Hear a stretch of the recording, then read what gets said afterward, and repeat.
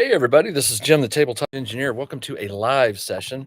Let me turn off that light, see if that helps the view a little bit. Yeah,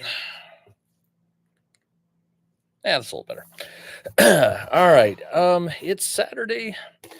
I'm just I just figured I'd get on. I haven't been on in a week, and I apologize for that. I had some family stuff going on.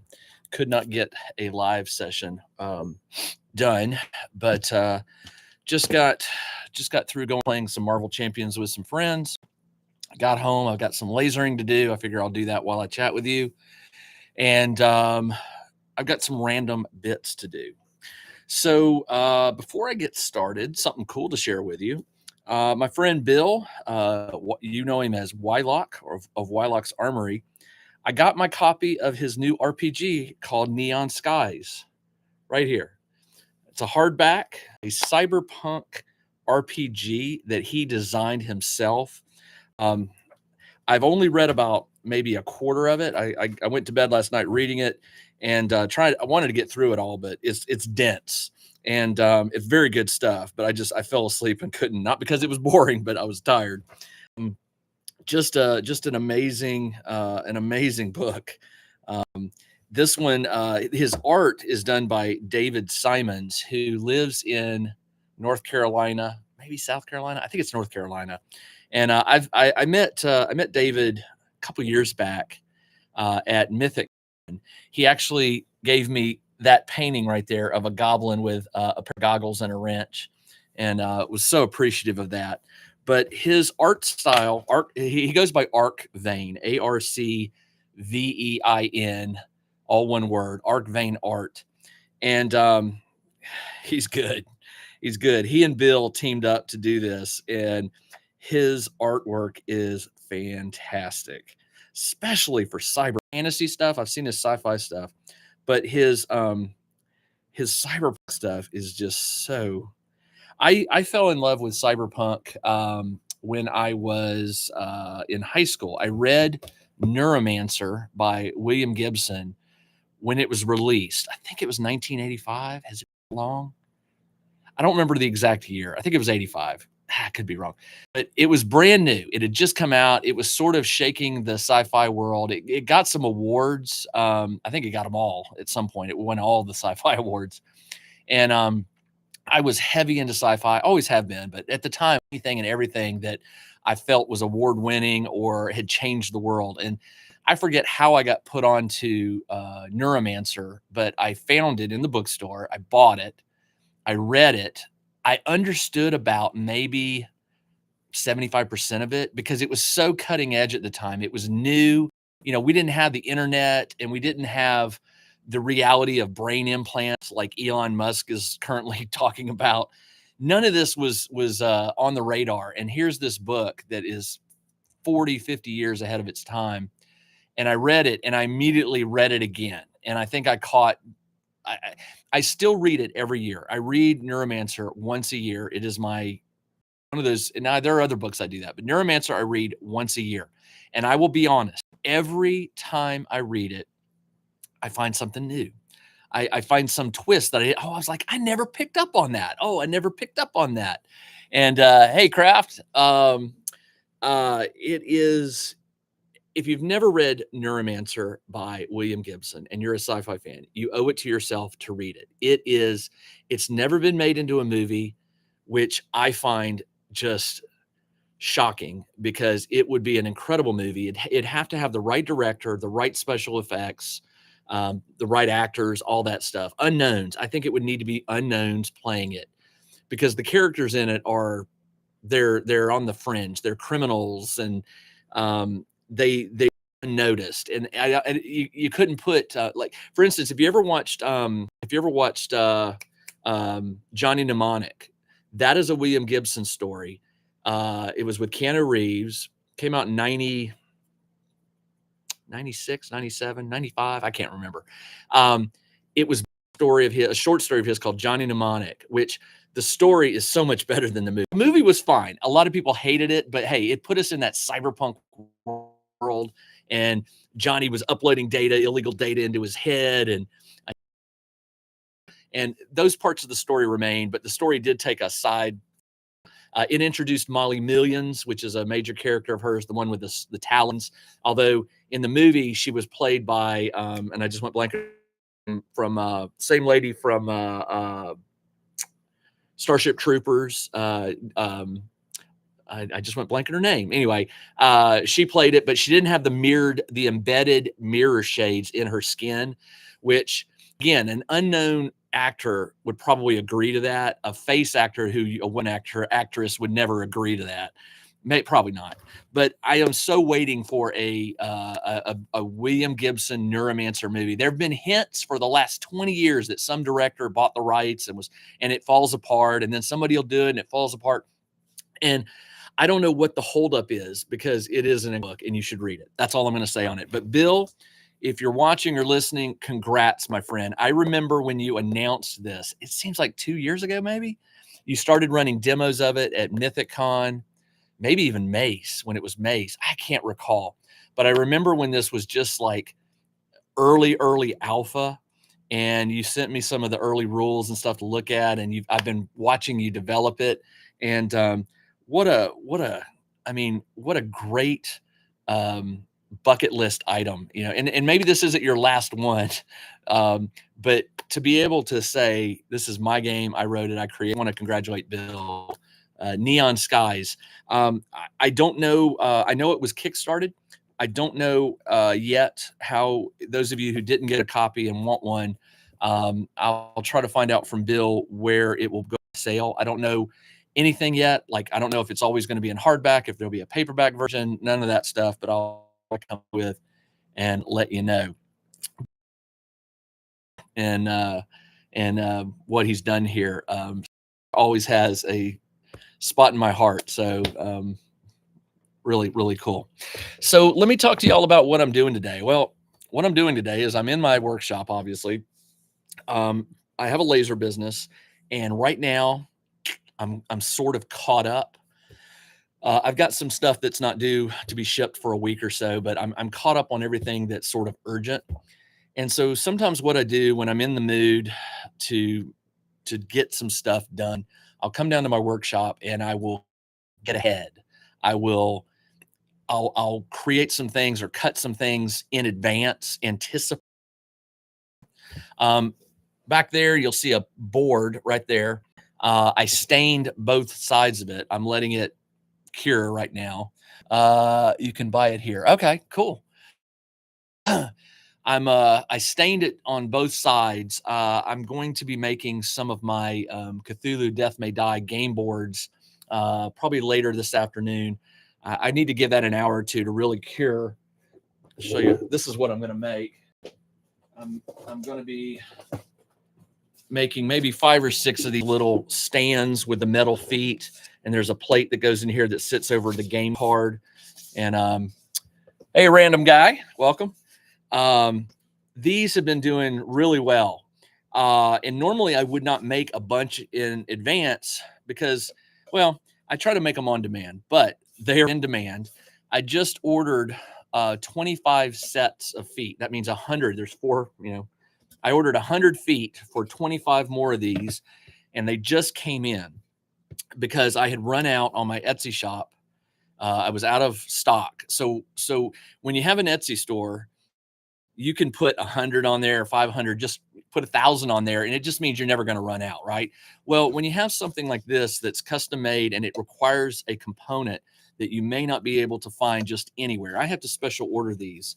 I usually order them, and then on Etsy, I'll put, I have in stock. And then when they sell out, no one can buy them because I don't want anybody buying them if I can't make them. So it went out of stock last week.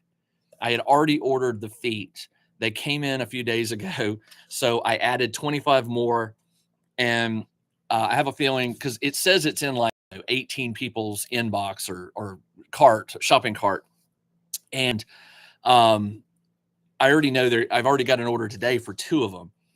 So what I'm going to do is I'm going to make like 7 or 8 in advance. Then I have a shelf over here where I put things that I make in advance. And then when an order comes in, I can pretty much immediately fulfill it. The other thing I do is this. I make and sell toy trains, and I don't have one handy to get for you, but they're like the Thomas the Train toys for kids. I make them. I engrave a kid's name on the side or whatever the parent wants engraved. Sometimes it's happy birthday, things like that. And they're all wood except for two magnets that go on the front and back that allow you to connect the trains. So everything's wood, including the wheels and the axles and all that. One of the things I frequently make in advance is the wheels. So I'm going to make some of those right now while I chat with you. I'm going to, so what it is it's these little 1/8 inch, actually they're a little thinner than 1/8 inch. It's a little wooden wheel that I engrave and cut out, has a hole in the center. See the hole? And I also cut an axle cover, which is just a tiny, tiny little circle. And what I do is it needs 4 wheels for every train. So on a day like today, when I'm sort of caught up, what I'll do is I'll try to make like 30 or 40. Well, it's got to be divisible by 4. I'll make like 48 wheels or whatever. I don't have that many left, so I'm going to have to cut some more, and I may do that today. I basically, you take the wheel on this and you stick it over the axle, and once it cures, it's nice and hard. I paint it black, and then I can stick a dowel axle into this hole and then through the wood base, and it makes the wheels roll. So let me get some glue while I'm chatting with you. So like I said, I make as many of these as I have, as I've cut out wheels. I don't make too many because I keep everything stored. One of the things about me, if you ever open up, you're going to run it the way you want to run it. Whether it's a laser business or a craft shop or a 3D printing business or whatever, when you run a business long enough, you start figuring out the way you work, your processes. Now, I'm sort of double cursed because I got a degree in industrial engineering, which is one of the things industrial engineers study and focus on is production and efficiency and scaling and throughput and queuing theory, like that. And this is kind of important in a business, not necessarily a small business, but in a big business. Let's say you make just wheels and you sell 500 a month. Well, if you make them 500 in a month, then and you sell 500 every month, then you know that maybe a week before you sell out, you make another 500. And so in my line of work, I've learned the sort of the way my business ebbs and flows. And so the wheels are just one of those things where I just know that I need to make a bunch, and I put them in a box. And so the box is another one of these things that you just eventually figure out on your own. Not everybody does this. Some people will have a large bin system on the wall, with little boxes that pull out, and they'll keep all their different things in there. And I do have that. But what I do for a lot of my projects is, if I can get it out for you here, what I do for a lot of my projects is I have these dedicated little plastic bins. Like this one is dedicated to my toy trains and my train ornaments. So for instance, inside it, I have the chain that I use when I hang to make for the ornament hanger. I have a bunch of painted wheels, all right? And there's a little bin for the wheels right here, and it can only hold maybe 40 or so. So I never fill it up too much, but I'm getting low on the wheels, so I figure I'll make some of those today. And then the train has, the boiler on the front of a steam engine. I make the trains in different colors, like blue, red, yellow, and green. Those are the 4 colors. They can order a custom color, which I don't get many of those. But so here's the boiler. That's a blue one with the smokestack hole cut out. Got a red one. Got a yellow. I'm out of green, so I need to make some green ones today. And I also tend to make the magnets, which are the little magnets that get glued on the front and back. And I'm allergic to super glue, so I don't make those very often. I put my mask on, I put the fan blowing on me, and I make like, I don't know, 60 or 80 at a time. I'm not doing them today because they're sort of time consuming, and I've got enough to hold me. But I'm low on wheels, so I'm just going to sit here and chat with you while I glue, I don't know, 20 or 30 wheels together. And hey, Telemachus, I don't know if I'm pronouncing that right. I apologize. I always mangle names, but I don't mean any offense. Welcome to the live chat. So some of you have been on my live chat before, and you know this is just sort of, I figure if I'm going to be down here working and I can interact with some of my viewers, I'll do it. There's no game plan today, so I've got 7 people watching and 3 chatting, so that's not bad.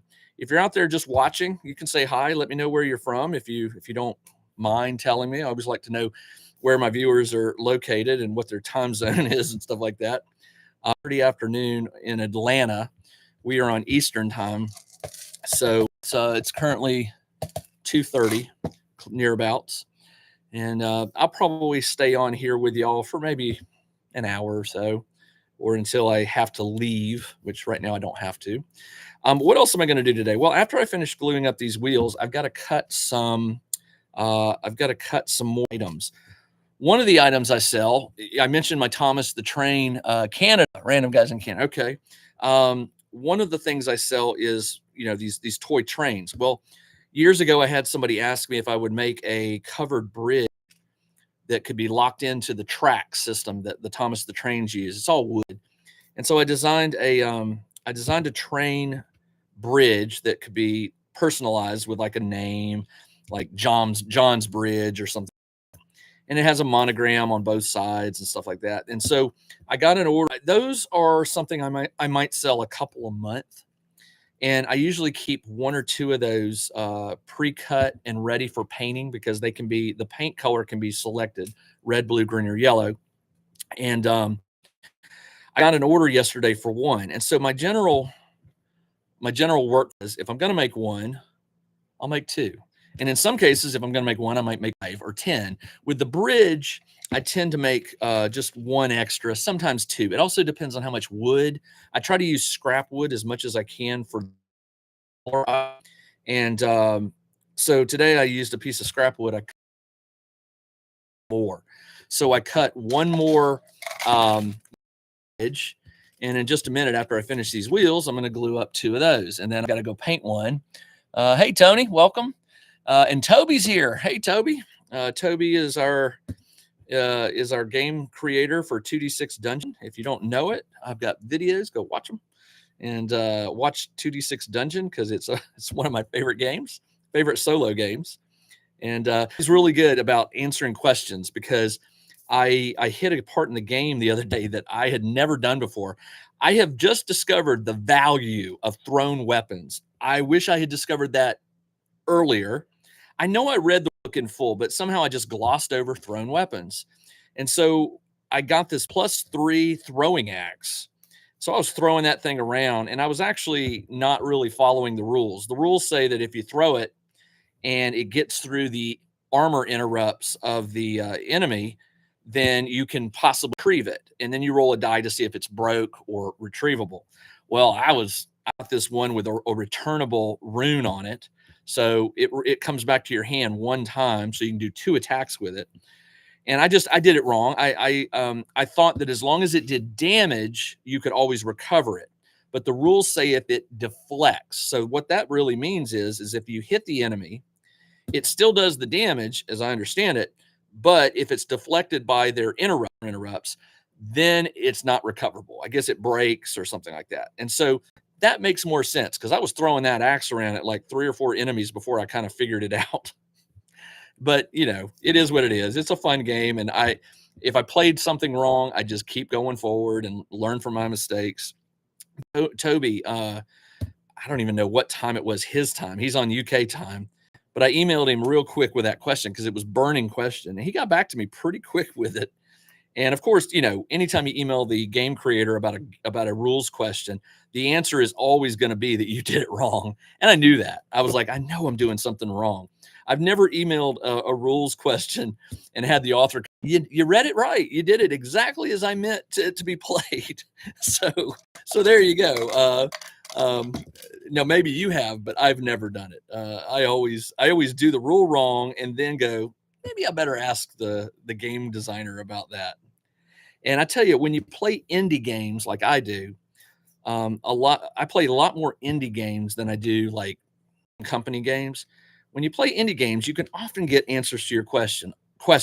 When you play really big, powerful name games from big game companies, a lot of times you can't get answers to your questions. You have to go to like Facebook or hope that somebody has heard an official answer, because I've got games I play where I've emailed questions to the companies and never gotten answers.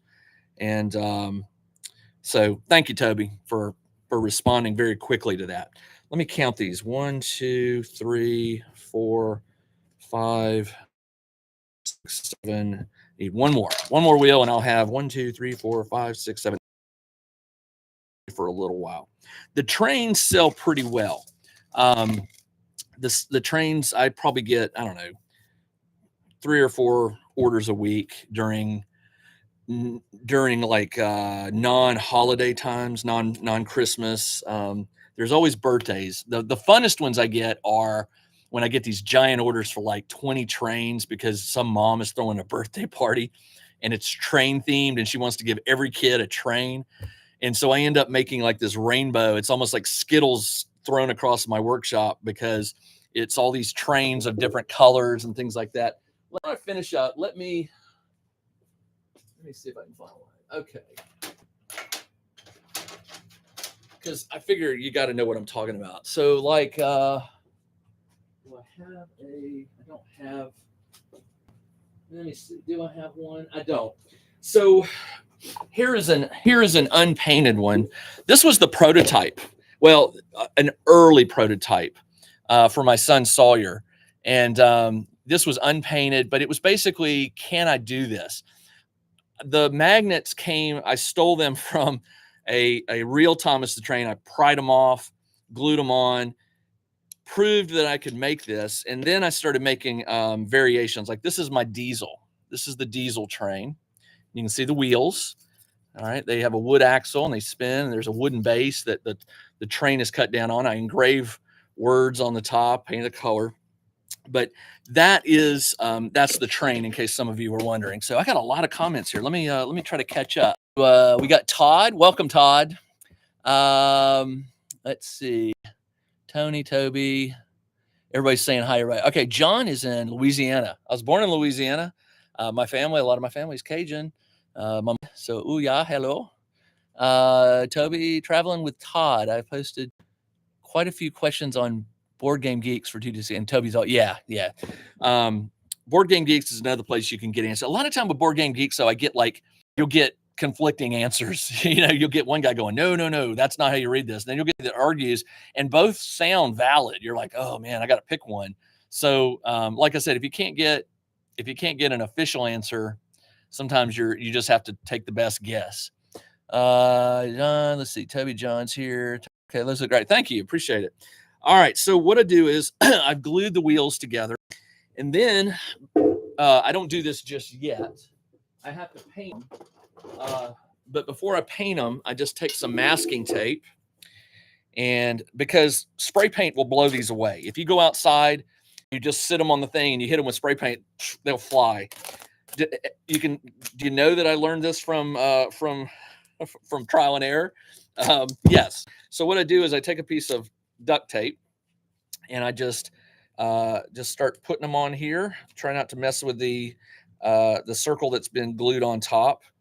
I just press them down on here so that the tape holds them really well. And then I take them once I know that the glue is the wood glue I use dries in about, well, it cures good 30 minutes, but after an hour, it's solid. It's not breaking off or anything like that. So after about an hour, I'll take these out to the patio and hit them with a black coat of paint. And I ran out of space. Just add a little bit to the end of the tape here. And I'll show you what I got. All right, so I take that strip, like that fly strip of wheels, and I just take it outside and hit it with a coat of black paint. And that is that. And I always put the paint with it to remind me when I walk by it, I'll see it. And, oh, I got to paint something. All right, so these go up. And now I'm going to turn the laptop to the sides just so you can see real quick. I'm going to head over here to my laser real quick. Laser. Fire the laser. And I'm going to get out. While I was talking to you, I cut out two of those train. Well, I did it right before I went live. You would have heard it running. I cut out 2 of the bridges. So here's one, and they're made up of multiple parts. So let me get those real quick. And then there's some waste, and I can't really do much with the waste, so I just pitch it. There's 3-4 pieces of waste. And let me get one more. So like I said, I cut 2 of these, so I'm getting 2 out. And 2,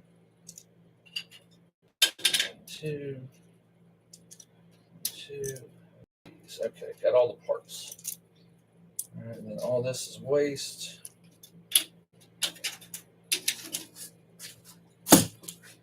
And that is that. So I've got these pieces, which I'm going to come back over here and flip this around or this down to the, can you see? Well, yeah, you might be able to see if I can move the thing. So for these, this is more of a assembly line. I just do a little bit at a time. So I flip all the pieces over. And so just so you know, these pieces are glued parallel. There's a piece of track that will be glued in the middle. And then in here, well, let me see. In here is, like John's Bridge or something like that. And then on the sides of the bridge, which these go on the edges, there'll be a monogram. And when I paint it up and glue it all together, it will look like, well, I was going to show you what it'll look like, but do I even have a sample bridge? I do somewhere. I have a sample somewhere, but I can't find it. So the prep for this is pretty easy. What I got to do is I've got to glue to hold the personalized pieces in here. I glue these little wooden pieces on here as backing. There's something I can glue the personalization to, as well as the bottom edge, and just holds the little piece in. And I also do this on the hole with the circle here. I glue because there's a monogrammed letter that will get glued in there. So I just glue this down and do one more on this one. And that's just to be able to glue the monogram to something.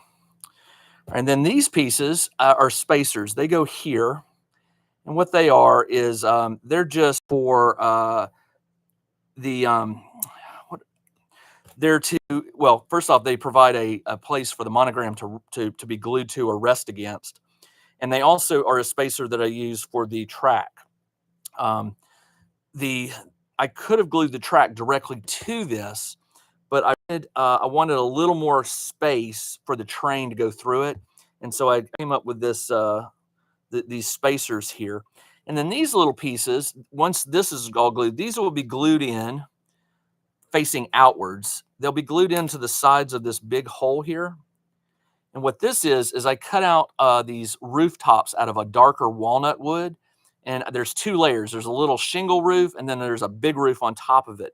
And this is what the little shingle roof is onto. And then the 2 big roof pieces are glued on these angles right here.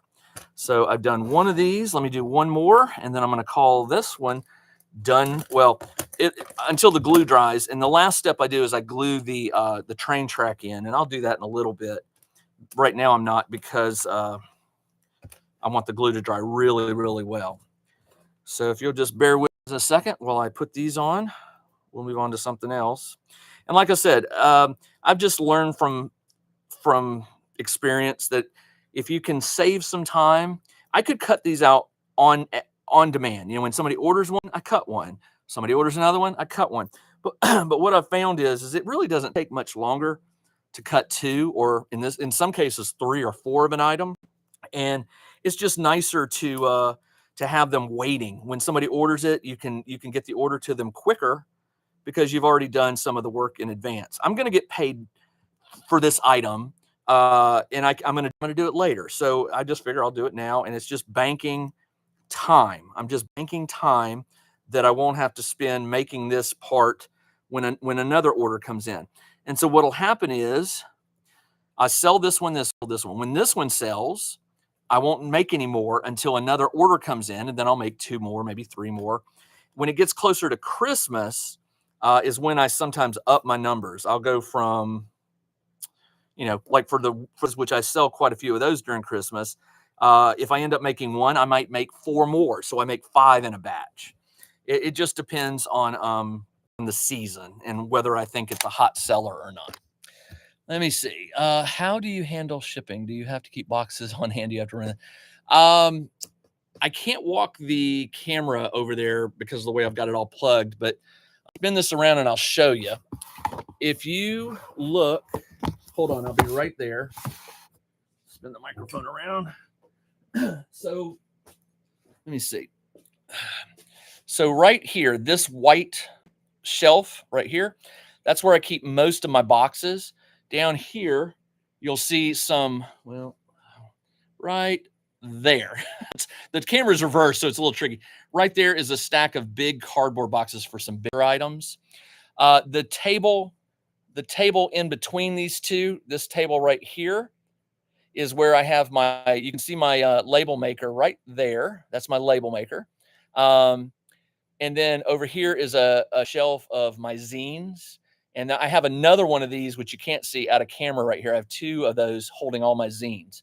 So when somebody buys something, after I make it, I find the right size box. I have about 3, 4, 5, 6. I have 6 different box sizes. I find the right box. I have some tape over there on my table. I tape the box up. I connect my laptop to the printer, print the label, and off she goes. So yeah, it is a one-man operation. Sometimes during the holidays, I'll have my boys come down and I'll have them make, like, I don't know, 10, 20 boxes ahead of time. Some of the boxes assemble and with no tape. They're pressure. They have holes and things that they lock into place. Some of them have to be like taped up. And so what I'll do is like my youngest son is real good at making the ones that don't require tape. So he'll make 10 or 20 of those, and they're small. And then my youngest son, or my oldest son, I'll have him fold up the bigger ones, and he'll use packing tape to hold, to get the box together. And I just stack those wherever I can do. Wood, you can see, is kept down here on the floor. The big sheets have to be kept laying flat so they don't warp. They warp anyway. Any kind of thin wood sheet. In Atlanta, the humidity and the change of temperature from hot to cold, wood warps. But because most of my items are glued or small, warpage doesn't really affect them. Sometimes it does, and when it does, I sometimes have to steam the wood to wet it and then put some weight on it so it stays flat. So there you go. That was that one right there. Your question. Some of you guys and gals, maybe you're thinking of starting a business. I don't know. It's fun. I enjoy what I do. I don't make near the salary that I did when I was a technical writer in-house, but I make my hours. And I'm able to, be around when my kids get home from school and things like that.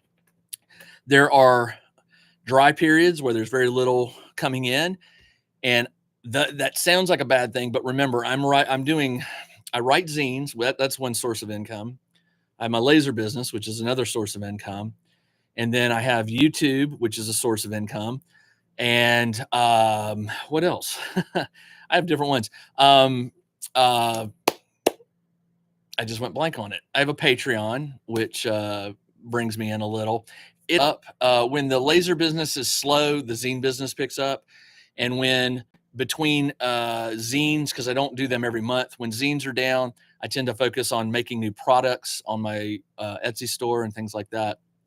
So I try to stay busy. My Etsy store has really, as I've added more and more like gaming related items, I'm finding that those are doing really well. So I'm looking at expanding and making more items to sell. Like, for instance, this one's going up. It was supposed to go up last week. Hang on. I was supposed to. listed last week and I didn't get to it. I'm going to try to do it this weekend. So I made this little dice tray that people have been asking about. I've had a lot of requests for this. It requires stained wood, like that piece back there. It has a engraving on the plate and then all four sides. And then of course it uses the metal feet. These are not the same as they're a different type of feet, smaller. You can see that.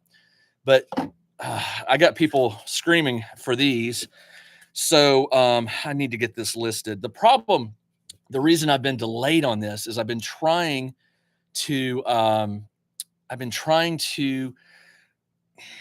when you cut on a piece of wood, think of the game Tetris, right?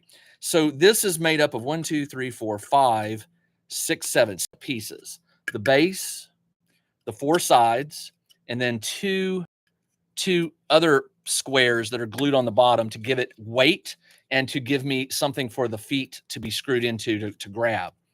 So 7 pieces of wood to make this. Total square, it might be, I don't know. I could go look at the file and maybe tell you. But so what you do is you make one, right? And then you get the files finalized. And then what you do is I mainly work on 2 foot by 4 foot sheets of wood, because the smaller sheets, they have a cost per sheet.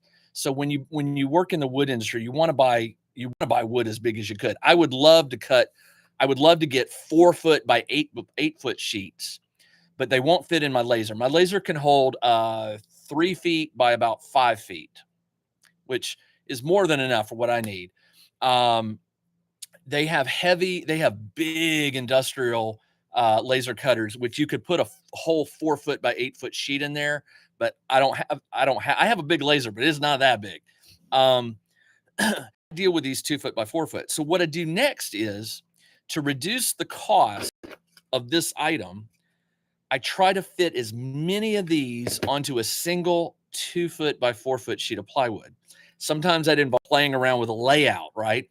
I'll play around with a layout for a little bit and I'll get the item reduced to a certain price point. And then I'll look at it and I'll go, I know I can do better. It's a never ending process. It's my engineer mind. I got to get over it. I've got to lock this in. And I think it's locked in. I think I have maximized. I think I can make 8 of these. No, it's not 8. It's 13. 13. I think I can squeeze out 13 of these on a 2 foot by 4 foot sheet if I've done my math right. Well, I know I've got the math right because I actually draw a 2 foot by 4 foot sheet in my software, and then I just drag parts around like puzzle pieces. There is software out there that you can buy that will do that for you, but it's buggy. I've used some of it, and sometimes it does not get the best layout. I've done it enough that I just use my own gut experience to look at it and go, yeah, I should be able to get more of this. So that I've got it out, I've got to do the math and calculate the per unit or per dice tray cost, and then I can list it. And I'm going to try to do that today. So these are almost done dry wise. The glue is sort of set up. Let me see. Hey Nordic, welcome. Crafts is yes, considering something on the side. I love learning with you. Yeah, side gigs, in my opinion, are the best way to, because you don't have to quit your real job. You could test the water, see if you like it. Like I started this side gig with a Glowforge, which was this little, it was like 3 feet wide, about a foot and a half, or maybe 2 feet deep. It's a little laser cutter, fit on a desk, and it was slow. Golly, if you made me go back and do my business now, Glowforge, I'd quit. I would quit. I would refund anything that I have. I would just go ahead and refund it, because watching that thing go, this thing goes, bzz, bzz. I mean, it's fat. And, I know a lot of laser businesses out there. I've encountered them. I've run into them. I've counseled some of them.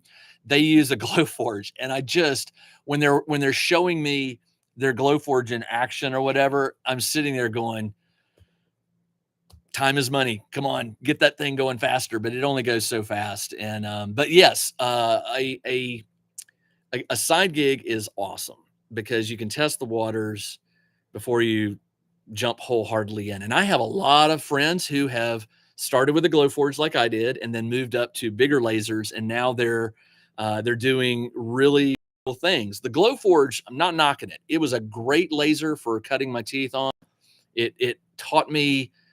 I was forced, because I was treating it as a business. I was forced to learn, some accounting and some business and some ideas and like about shipping and all this stuff. So it started my bigger company, which I would have never bought this laser at the get-go, not knowing what I knew about running a laser business. So yeah, I always make myself available. If anybody out there is watching this and you're thinking about um, starting a laser business, reach out to me. I'll offer you whatever advice I can. I've been asked if I will come and do like training, and I can't. I mean, I can't do it. Time wise, I have a number of hours in the day, and I budget them very carefully for like making my videos, writing my zine, doing my own business. But I'm a big believer in paying it forward and paying it back. And I've had people help me get my laser business off the ground. And so I'm always willing to help anyone with questions. One of the guys on here, Eric, was the one who asked me if I would show my process for like designing something. And what did I design? I don't remember. Oh yeah, dude, it was a Halo. It was the Halo dashboard for playing the new Halo Skirmish War game. I haven't moved forward on that yet, but I did a beta. I did like an early video where I showed how I created it, and I even cut it out and made a beta and all that. But that was just part one, right? There's like many more parts. Take your prototype and then you want to improve it. You want to make it so you can make it faster, maybe reduce the part count without reducing the functionality of the item. There's a whole bunch of things you have to take into consideration. I'm very lucky in that I got an industrial engineering degree, which helped me understand some of the things involved when you're going to make a product, not just designing it, but looking for ways to make it more efficient, cost effective, improve the actual design. There's a lot of things involved in like the connectivity of items. You have to. There's different types of, for example, there's different types of joining. When you're working in wood, like as a carpenter, there are different ways that you join wood. There's like butt joints, there's dove joints, there's rabbit joints, things like that. When you do laser, some of those carry over, but not all of them. Some of them you just learn from experience. Some of them you see on YouTube videos. You're like, oh, dude, that is awesome. I'm going to have to integrate that into my next product. You become a real fan of certain YouTube channels because you just watch them for ideas or techniques or business suggestions, like how to either grow your business or come up with new product ideas and things like that. But eventually you have to, what do they do? What do they say? Cut bait, right? It's fish or cut bait. You have to fish. And that means making some products to put on it and start selling and shipping so that you can grow your business. So good to know about the Glowforge. Okay, yeah, okay. So this is done. Let me do one more thing for you, and then we'll pass on the bridge. 1 second.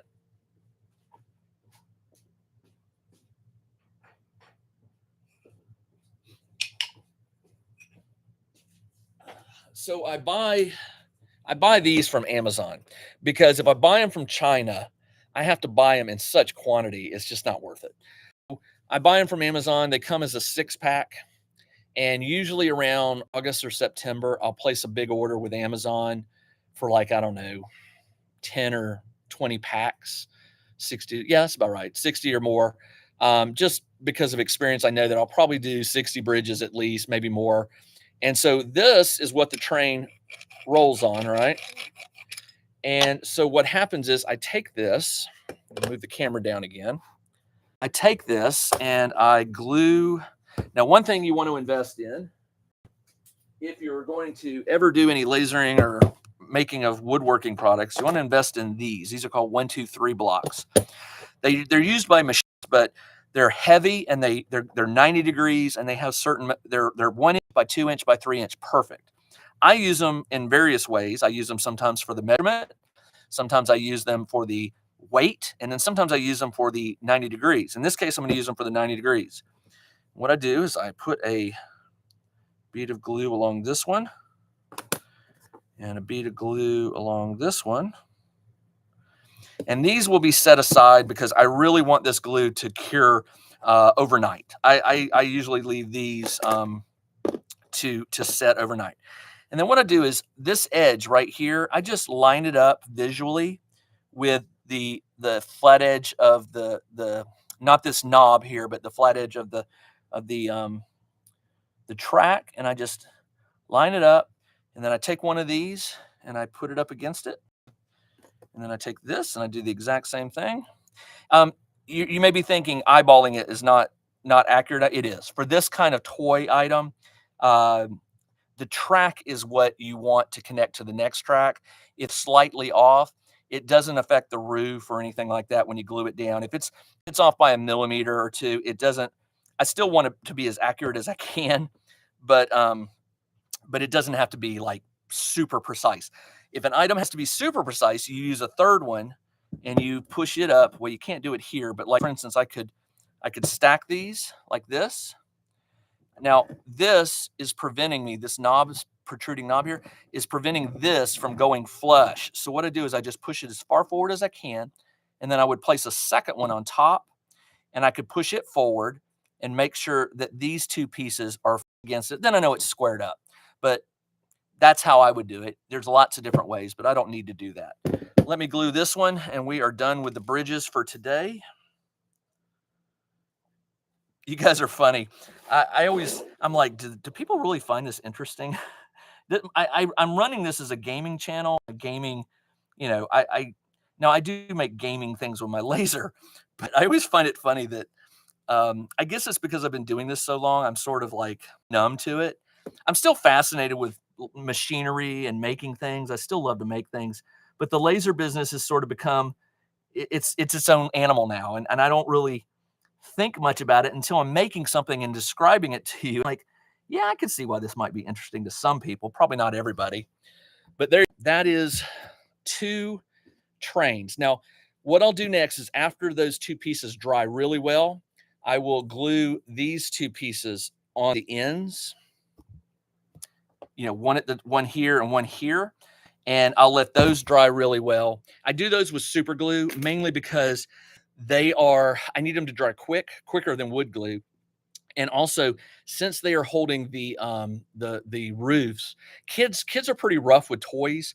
That big long line of glue that I just did, that's strong. When that dries, it's going to be really, really hard to. I mean, you could break it, but dropping it from like 3 or 4 feet is not going to do it. The roof can come off pretty easy because it's thin. So I use super glue for that. So tomorrow morning, I'll get up, I'll glue these 2 on with super glue, and then I'll glue the roofs on. And I'm not going to cut the roof right now. I might cut it before I let you guys go. Entertaining. Yeah, I'm just laughing. I'm like, people really like this. I just figure if I'm going to be in my workshop and I'm going to be working, run the video, run it live. Hi to people. Y'all are funny, but thank you. I'm glad you find this interesting. All right, what was I going to do next? I got to make a 2D6 board. Oh, Toby. Toby's, I don't know if Toby's still with us or not. Toby, you still there? Let's see if Toby's still there. I got an order today. I get about 4 orders a week for the 2D6 dungeon game board. And I got an order this morning. So, and I got Toby, the game creator, on here right now. I think he's still on, maybe not. He's in UK, so he's hours ahead. But I could make a 2D6 board right now because that's an interesting project, at least to me, because it involves different pieces or different techniques. So let me do this. I'm going to take this. Years ago, I asked my dad. My dad was a trade, but he really should have been a carpenter. He was trained in carpentry as a kid. He was from Canada. You Canadians on here. He was from Canada, a little town called Chatham, Ontario. And in Canada, A lot of the kids in my dad's age, they were they were trained trade. They could go to school, college. According to my dad, college was very rare back in 40s or the 50s and 60s. He went in the 60s. College was rare for a lot of Canadian children. It just wasn't either cost effective or location and things like that. So a lot of kids learned to trade. Well, dad learned to trade, but at some point he was the second oldest out of four boys. My grandfather decided, well, World War II started. My dad was born in 45, 42, alive, a baby. But during the war, my grandfather, who was a tool and die maker, and I don't know what that is. I'm not going to go into it here, but look it up. Look up tool and die maker. Grandpa was a tool and die maker. He was trained from when he was like little, like I don't know, 7 or 8. He was young, started out, and he got recruited to come. I think I could have this. The story is I should know it better than I know it, but he moved his family to America because he did some work for an American company for the war effort, being a tool and die maker. He saw the potential of America for his sons. He moved them here to a farm in Florida. They raised cows, they did the whole farm thing, but he did it so that my dad and his sons, my uncles, could become US citizens and go to college. So all my dad and all three of his brothers, all four of them, they all went to college. My grandfather on that. I tell you this because my dad never lost his love for carpentry. He taught me and my brother and my sister the basics of it. And one of these days, when I'm done with gaming and I'm old, I'm going to go back to woodworking and carpentry, and I'm going to make chairs and whatever until the day I can't do it anymore. So years ago, I asked my dad if he would make me something. My work table is flat, but it's got paint on it. It's got glue on it. It's a pain in the butt to keep it perfectly level. Workbenches are just notoriously hard. So I had him make me this. It's a piece of MDF, 3/4 inch, with a piece of melanine glued on. It's perfectly flat. And the reason I had him make me 2 of these and then 4 of just MDF with no melamine. And what I do is I use these to play when I make stuff like this. I put them on here, and then I use the blocks to make sure they're held in place. The glue is drying really well. And I use these plates so for my stuff, so I can move it, you know, off the work table and out of the way. You can't even see it. I just moved it onto my little table there, or my other stool, and it frees up area. So let's do this. Did Toby ever say he was back? I don't think he is. Nope. I think Toby's gone. I got my 2D6 board, which is fantastic. Just waiting on that while that whiteboard. It never showed up. That's not good. It should be here soon. You talk. You should have gotten that by now. I can't believe it's been that long. You're in Canada, right? I may have to send you another one. I may have to I'm gonna ship that out.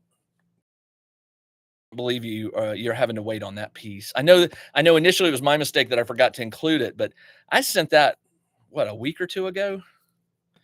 I'm sorry. We'll work on that. Reach out to me if you don't get it by today or Monday, and I'll get you another one.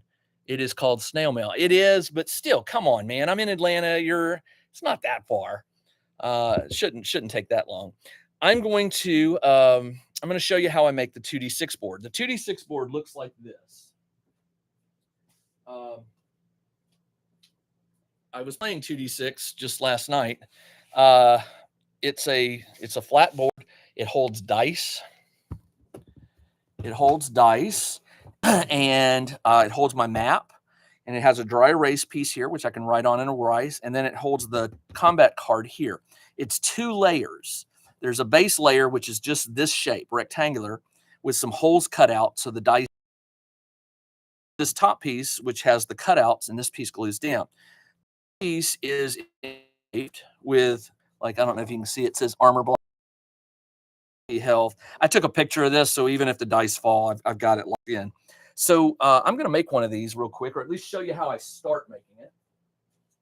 So it all starts with a 2 foot by 6-foot piece of wood, and I'm gonna turn this and show you.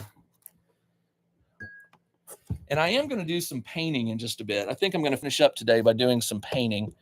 We will see. So let me get a piece of wood.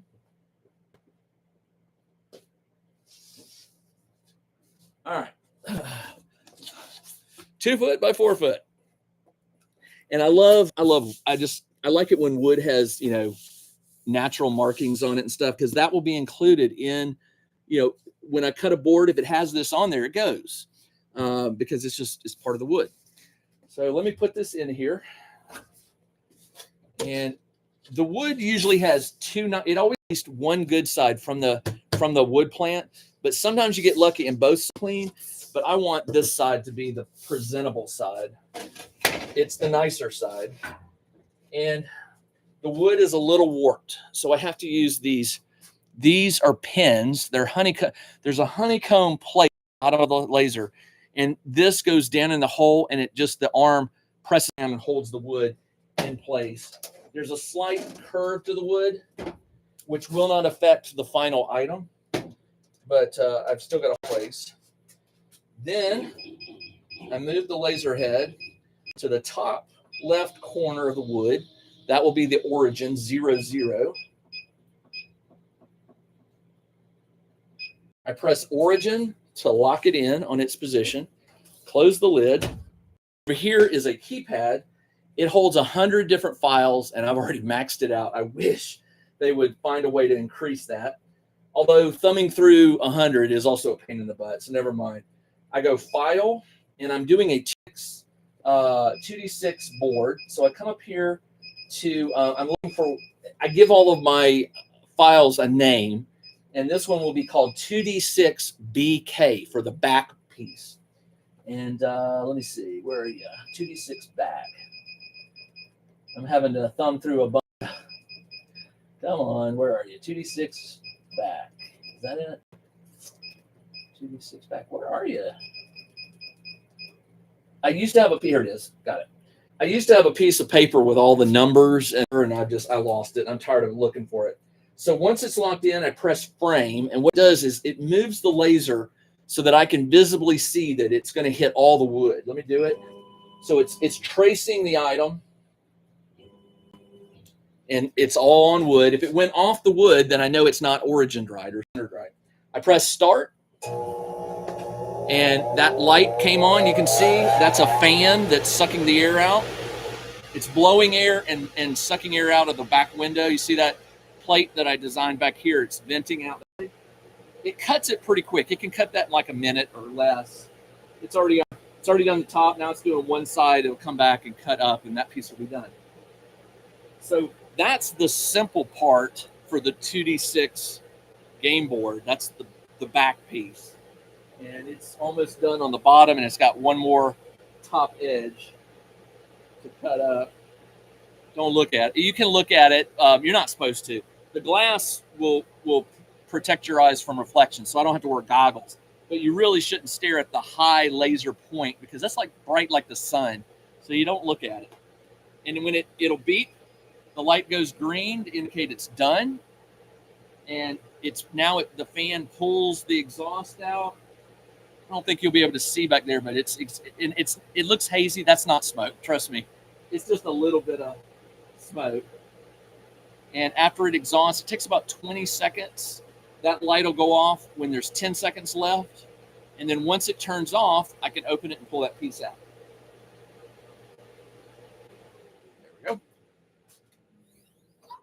And I just undo these pieces, lift the wood out. Got a hole in it. Put the wood over here in my scrap pile. That's not a scrap piece, but you know what I mean. If it's got wood left, it's going over there. And there you go. So that piece is done. The next piece I do, this one's done a little differently. Let me get a piece of wood real quick.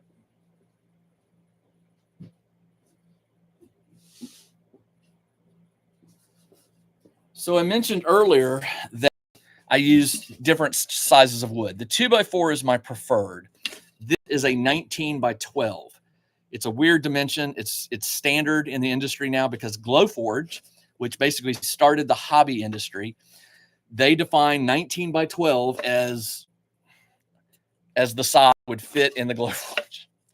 So now all these wood companies are making everything 19 by 12 because Glowforge sort of owned the footprint for a while there for hobby laserists.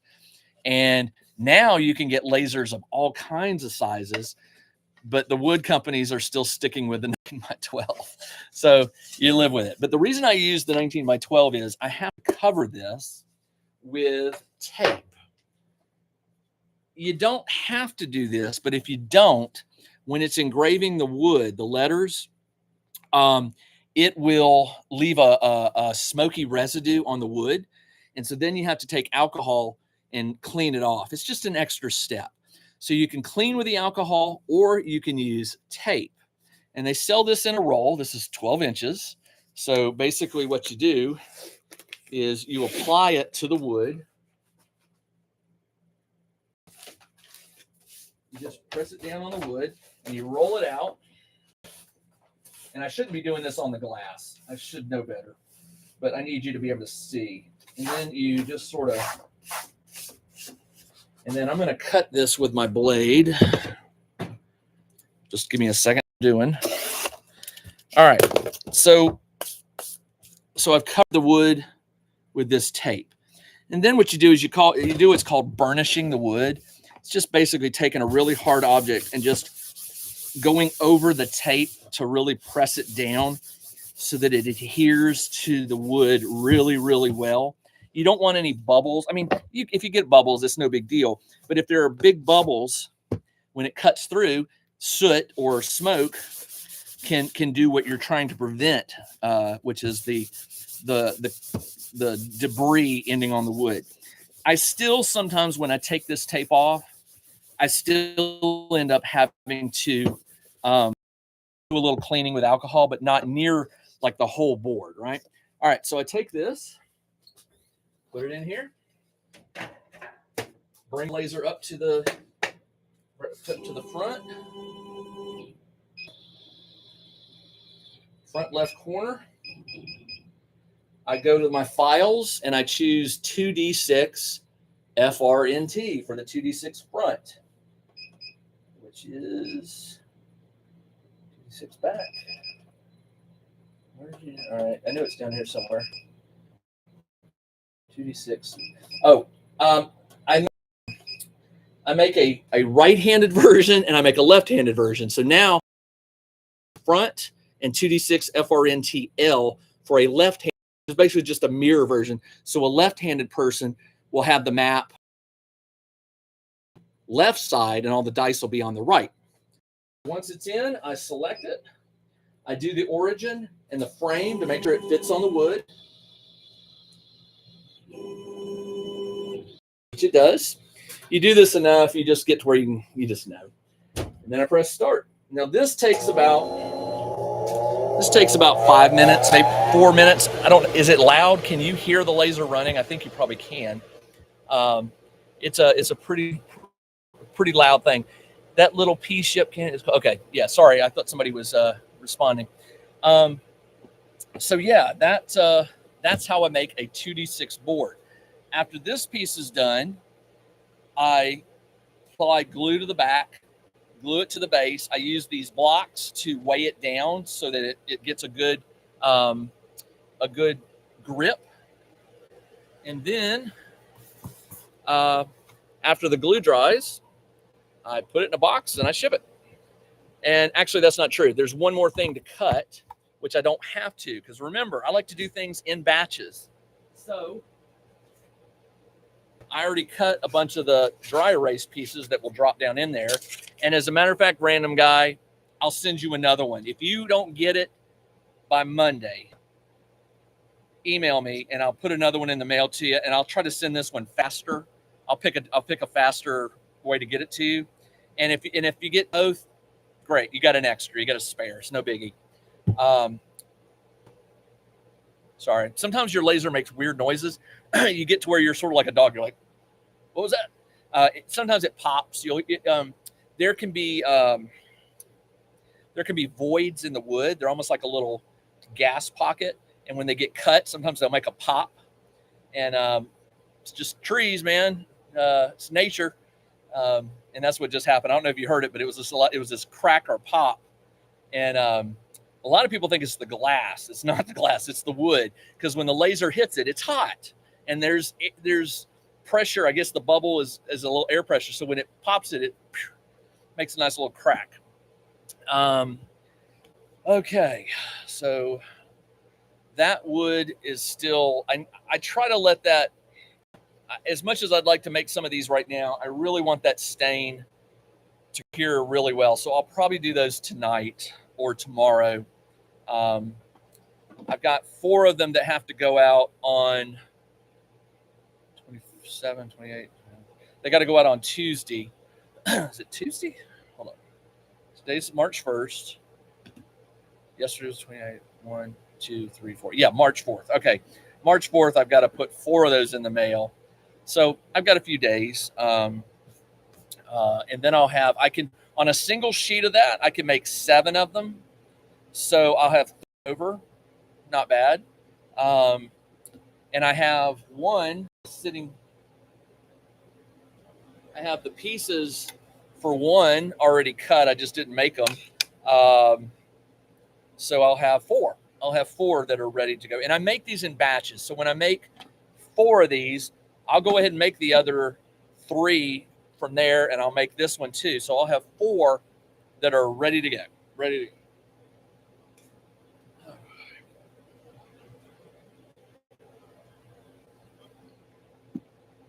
Let me see where it is. Yeah, it finished the engraving. Now it's doing the cutting.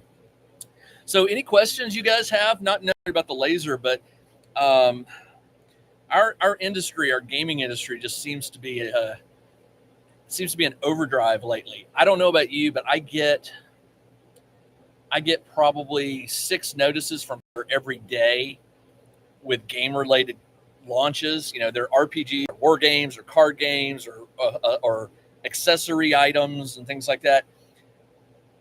Maybe it's because I just pay more attention, but it definitely feels like our gaming hobby has almost become,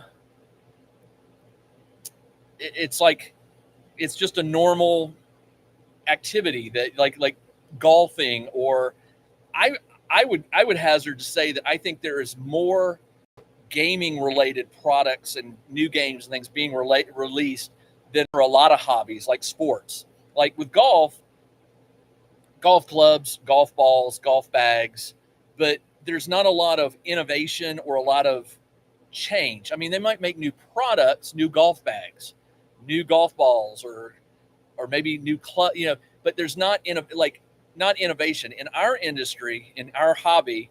It just seems like it is just full, it's an overdrive, nothing but new stuff. And I got to think that it wouldn't happen if the players weren't there, right? I mean, our industry is fueled.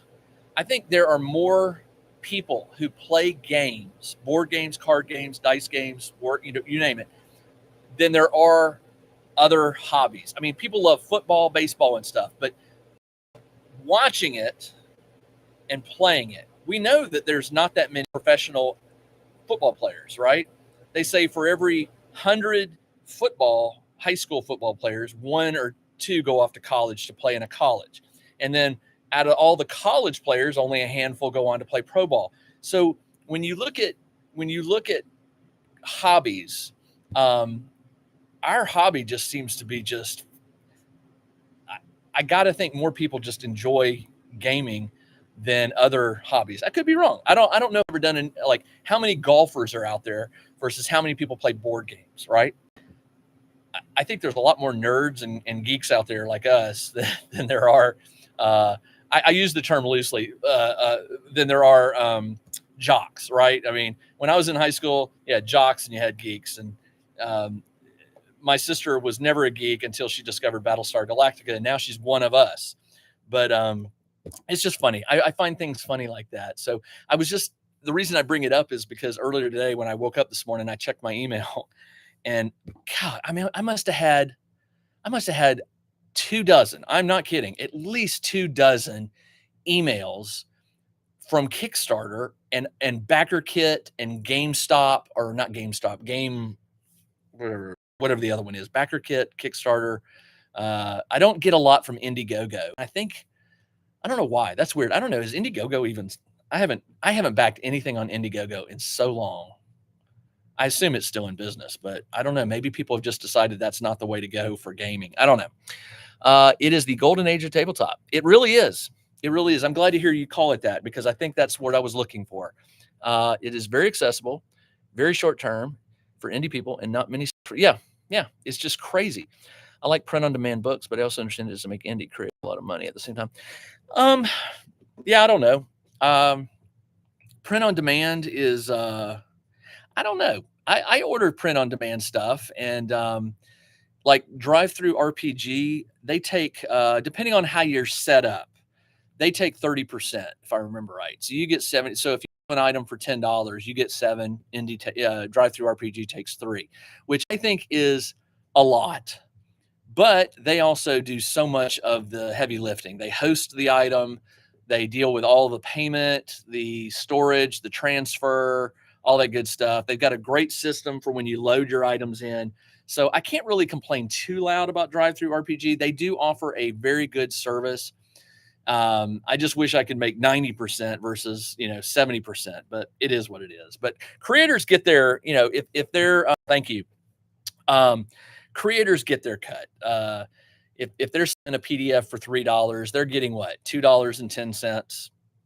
So now, if they don't sell many, they probably won't be writing. But those game creators who put out a lot of content and continue to put it out, they can make good livings. Like, I don't know how much he makes. There's a guy named Andrea.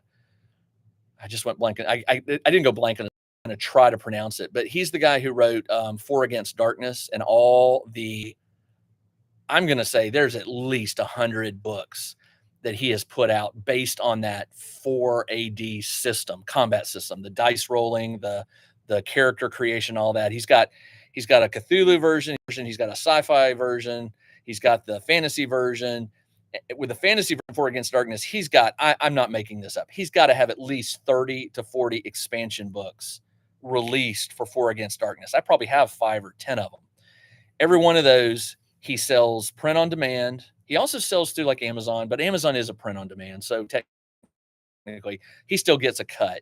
But between print on demand or just buying it as a PDF, which you can do, Andrea, he's got to be doing well enough to, keep it full time. Cause I think that's what he does. That's all he does is write. Andrea Spilgoi, owner of Ganesha Games. That's him. And really nice guy. He's always responded to me when I've posted questions and things like that. He is prolific. He puts out so much stuff. He just released a new game last week. Totally not related to 4AD or any of the other ones. It's got a different mechanic system on it. I think it uses, does it use playing cards? I can't remember. I think it uses playing cards. I could be wrong. Anyway, he puts out a lot of stuff. All right, hang on a second. Lots of third-party writers for 4AD. Yeah, there are that too. But they all get his sign off, and I don't know if he gets a cut. But even if he doesn't get a cut, he has tons of his own expansions. Hang on.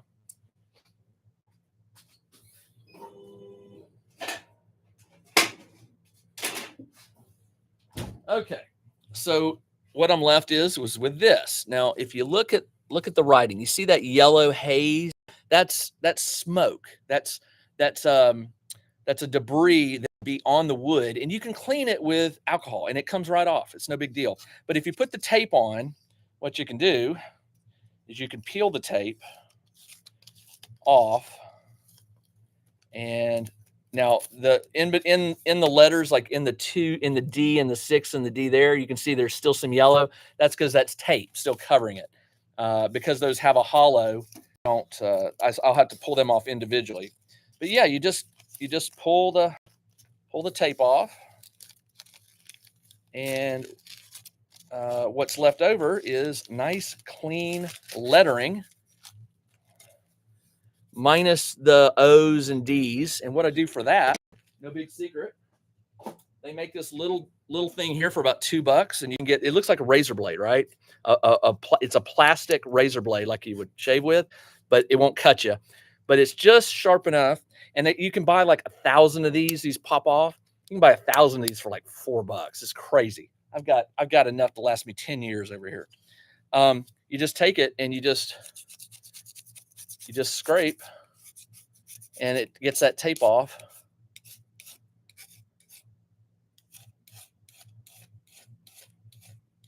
All right, now like that. And then what you're left with, well, I missed one. There we go. And then what you're left with is a nice, clean engraving. So then after that, glue.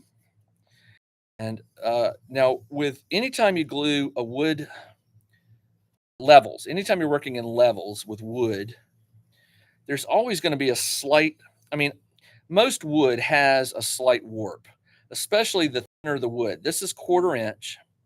And so it looks flat to the eye, but there will be a point on this flat board where it won't necessarily lie 100% flat.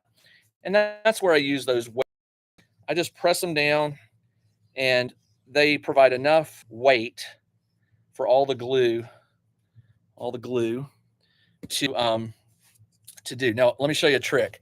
If you ever want to line up something, if you want to line up this perfectly with this, here's how you do it. You take 3 of these blocks, you put one here, and one here. And these are just your guides, right? And then you stick it in there. Whoop.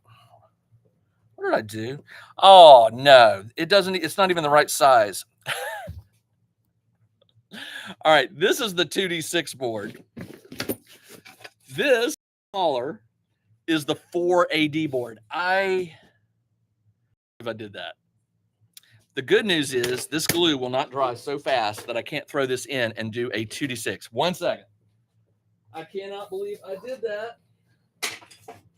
I'm going to cut it real fast, and then I will be able to glue it down, and hopefully that glue will not dry before I get it done. Normally, it would take, if I was cutting something that took 5 or 10 minutes, I would wipe that glue off so it doesn't dry. But I know it's not going to dry by the time I cut. 1 second. You big dummy.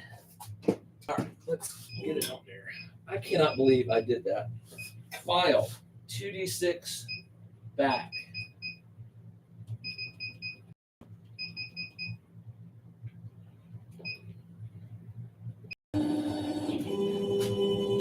All right, there we go.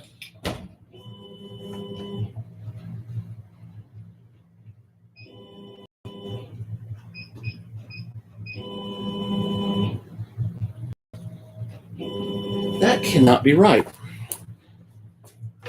1 second. Sorry, guys. 2D6 3. Where is it? 2D6.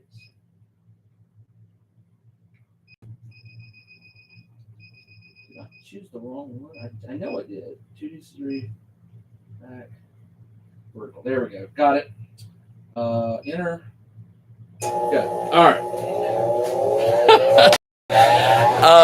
It is now a 2D6 by 4. Yeah, exactly. That is too. As soon as I flipped it over, I went, "Well, that ain't right." That's funny.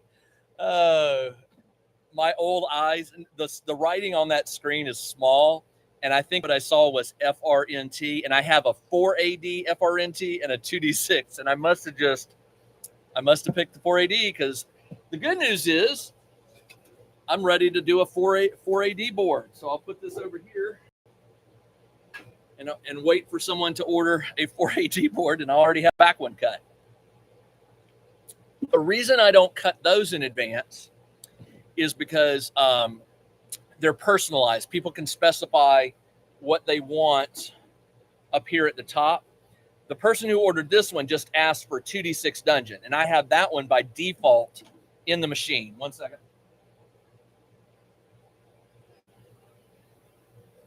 I have that one by default if they want a custom one, I have the file on my computer. I change the text, the laser to my computer using a cable, and I just send it over as is, and I don't have to worry about well, that'll do a custom one. Never mind. All right, once. Well, this worked out for the better because you'll notice I got some of that wood in there, that marking, which I love. So let me move this down. So here we go. And then, like I said, you just take this. The glue is still tacky. Put it down, line it up, and let it drop. And then I just put a weight in all four corners. Like that. I put them wherever I can. Do I have any more? Yeah. I've ordered bunches of these over the years, and I always ask them for birthday gifts. Like my wife will say, "What do you want for your birthday?"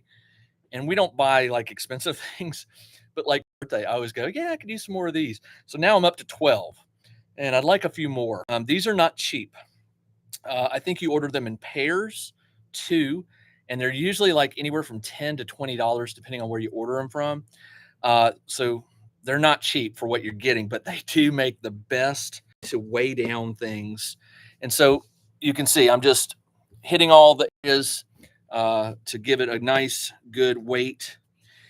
And then last, I'll drop one of these into, well, I can do it right now. Just put it in there.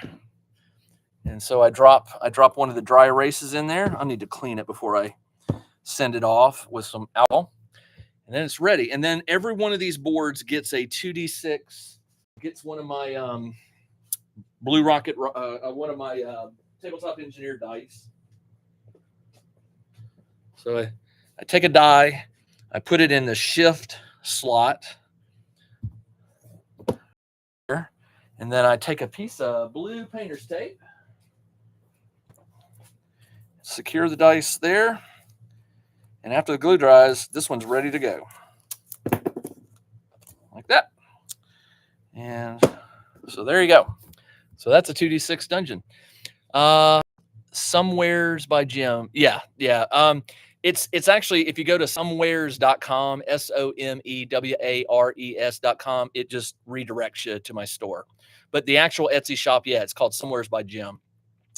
Have you thought about making a white board piece that goes where the monster pieces go so people can just write the monster on it? Yeah. No, I mean, I know I haven't. Let's see. Where the monster. Yeah, that, instead of using dice, I don't know. I like using dice. I use dice to track things. That's why I design it that way. One of the things I do is a lot of times people will contact me for a custom board. I did one 2 weeks ago for someone a game, and I just went blank on the game. It's this Roman Empire game, and he wanted a dice board just like the 2D6 one. And he drew out what he was looking for, which was awesome. He gave me the dimensions of like the card, where it would go. He told me how many dice he used. And then for the engravings, like it used Roman numerals for like 1, 2, 3, 4, 5, and 6, like IV, VI, things like that. It also tracked the seasons, and he had the Roman names for the seasons. And it was really cool. It was a really, really fun experiment. It was slightly bigger than this board. So he sent me kind of what he wanted, and we bandied back and forth, and I came up with a prototype. Well, I designed it all first, and then I told him how much it would cost, because I can calculate by the dimensions the wood cost. The software that sends it to the printer, the laser cutter, it will tell me exactly how many seconds and minutes it will take to cut and engrave stuff, so I can get an accurate laser time.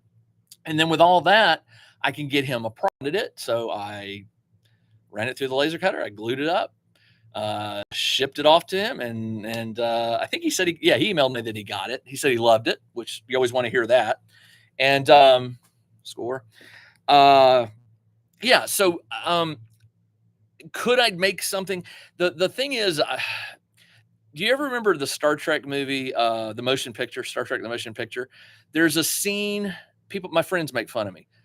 There's a scene in that movie where Dr. McCoy gets beamed up and he's complaining as he walks out of the transporter room. He says, I know engineers, they love to change things. And so true. I'll design something and then I'll go, oh, I can make it a little better. Oh, I can make it a little better. It never stops. Um, at some point you got to just make the item, put it out there and sell it. And but yeah, if somebody wanted a custom board and they knew what they wanted and they did this instead of that and this instead of that, I could do that, but it would be treated as one-off. Unless it's a game that is super, super, I know that's super, super popular and that I could put it on there and get a lot more sales out of it. Which this game never heard of. Um, it was it was it was a game that I didn't know a lot about, and I haven't heard enough about it. And so I treated it as a one-off, and I designed it as a one-off, and I don't sell it on Etsy. It was just I do keep the file because he might come back, in a year and say, hey, could you make me one more? Or could you change this and make this bigger or that smaller? And yeah, so I keep the files, but it won't be for sale on Etsy. So yeah, um, I could make a totally different 2d6 board that used a whiteboard to track the monster. But where my board is, I put the board in front of me, so I have all the stats there. And then the only thing I track over on the well, that's 2d6. On the 4AD board, I don't do that. I track the monster using dice because all the monster stats are in the book. And so I know how many like health they have and what their life points are and stuff like that. And so I just use dice. So I hope that helps answer that question. No, I meant the wood cutouts from your 4AD video. I like the dice aspect. Yeah, I mean, I could. Yeah, I just I do have a four. Okay, this board is called the 2D6 Advance because I still sell the original one which doesn't come with a dry erase. Sell that. That's my 2D6 dungeon or 2D6 4 Against Darkness game board. I have a 2d6 version, basic, a 2d6 advanced. Now I have a 4 Against Darkness advanced board. It's not listed yet because, again, I was tweaking it, and I think I've got it the way I want it. It has a dry erase component. I need to list it. As a matter of fact, this is how funny that you asked that. Do you see what it says right there? List 4AD, right there. List 4AD board. So I do have a more advanced version of the 4AD, just haven't put it up there yet. And a lot of times it's just because my subconscious, I trust my gut. There was something that I just wasn't happy with it about, and I finally figured out what it was. And this was a couple weeks ago. I made the change. I cut it out. I glued it. I was happy with it. And I wrote up there, list it, and I haven't done it yet. And that's the procrastinator in me. I could list it right now because it's ready to go, but I need to take some photos of it. I need to do the write-up for Etsy and all that. And it doesn't take time. It's just I always have other things to do. But you know what? You said it. So I am going to do it. Now, the dry erase on the new 4AD board, you could use it to track monsters, but it tracks the 4 heroes. It tracks their health, their armor class, their level. There's some write-ins on it. So it's a little different than what you're asking. I'll just wait to order it when you're done. I tell you what, stay with me. I've seen it listed in the next week. Give me till Friday. Email me and bug me, and I'll do it. I'll do it for Random Guy. I'll get it done. I just got to find time to sit down and take some good photos, type it up in Etsy, calculate all the shipping costs and all that, and then get it listed. And I'll do that. I will do it. It's bugging me there, and now you're bugging me here. Not bugging me, but you know what I mean. And I will get it done for you. Anybody else? Probably okay. All right. We're going on an hour and a half here, and I've kept you guys long enough, and I actually need to take a break. I've got to let the glue dry there. I've got to let the glue dry here. I've got to let that stain do. I was going to just paint a mini or two, but I'm gonna go check on my youngest son and my wife and just see what they're doing. And I'll be back here a little later to probably paint. So listen, thanks for joining me. I always love going live because I never know what I'm going to talk about. I never know what I'm going to do, sort of. I knew I wanted to catch up on some things today. I am going to go paint those wheels, painted, and that's it. What I'll try to get back on live with you guys middle of this coming week. And if you'll remind me, I'll show you some of the final things when they're all said and done. I should have them ready to go. So y'all have a and look for another live one sometime midweek. And thanks for joining. Thanks for spending time with me. And y'all take care. Okay. Bye, everybody.